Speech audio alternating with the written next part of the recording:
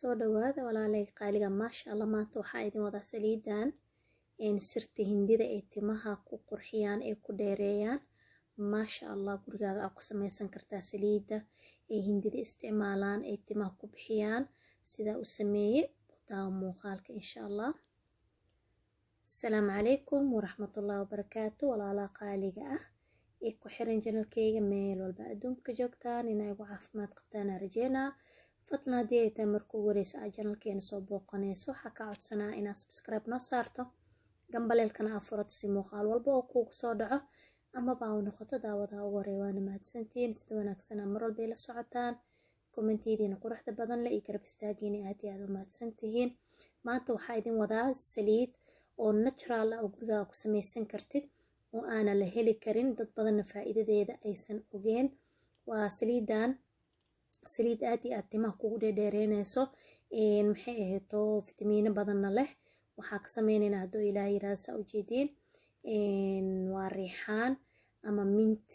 qof walba soo yaqaana reexaan ama mint waaye marka waa kana fresh waaye saa u jeediin waa fresh waaye ayada ka sameynaynaa hadduu ilaahay idmo iyo maxay ahayto rosemary waaye kana saa u jeediin meesha waxa yaalo rosemary waaye insha Allah iyo saliid saytuun ama olive oil waaye. marka insha Allah asxaabay videoga hortiina sameeyay raali noqda markii aan sameeyay kadib aan soo xasuustay saliidan aan maasha Allah aad iyo aad uga helay aad iyo aad ay cajibisay wax saas u sii badan ma ahan saa u jeediin mintigaas aad soo qaadaysaa markii aad soo qaadid iska nadiifisid xoogaa iska qalajisid makiinada ku shubanaysaa saliidan intii aad u baahan tahay aad uga shubaysaa waa isku shiidaysaa ma fahanteen. marka waa kana aniga waa soo shiiday makiinadooli waa kana xitaa kama dhaqin gadaal ka soo xasuusta marka waxaan sida asxaabtaadana uga faa'iiday kadib dabka saaraysaa ilaa iyo 4 daqiiqo aad ku haynaysaa dabka oo dab yar ah waa kana dabkii ku soo kariyay 4 daqiiqo oo dab meesha ugu dambeysay waaye maasha Allah saliidan aad iyo aad u fiican tahay timaha waxaa ku dhahay shine inay ku siinaysaa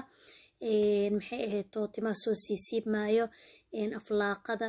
wax walba way u fiican tahay aad iyo aad u fiican tahay. marka rosemary-gana saa wada ognahay asagana aad iyo aad ugu fiican yahay xitaa biyihiisa timahaaga uga dayma la'aanin insha Allah. marka haddii aad rabtidna coconut oil aad u isticmaali kartaa meesha asalid qumbaha aad u isticmaalo waa 100% oo natural waaye ayda ku bedelan kartiin insha Allah. marka hore bakeerigaana rabaa inaan ku soo miiro kadibna waxaan rabaa dhaladaas yarta ah inaan ku shubto ayadoo saan saliid kale korka uga sii darsan kartaa haddii aad rabtid qafiif haddii ay ku noqoto maasha Allah u jeedin kalarkeeda cagaaree noqotay weelka aad ku shubaysid waa weel oo ahaado yacni inuu ahaado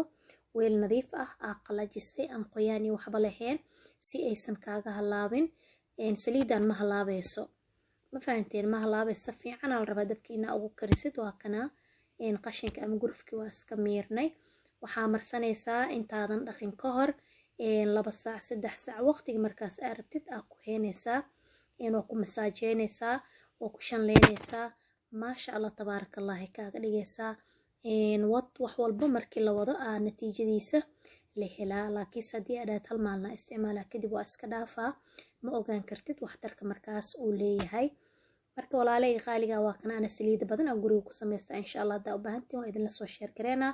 qaybta commentiga iigu reeba haddii aad muuqaalka heshin like saara asxaabtiin la share gareey haddii aad fahmo weysiin insha Allah hoos iigu soo qoro. wassalaamu calaykum waraxmatullahi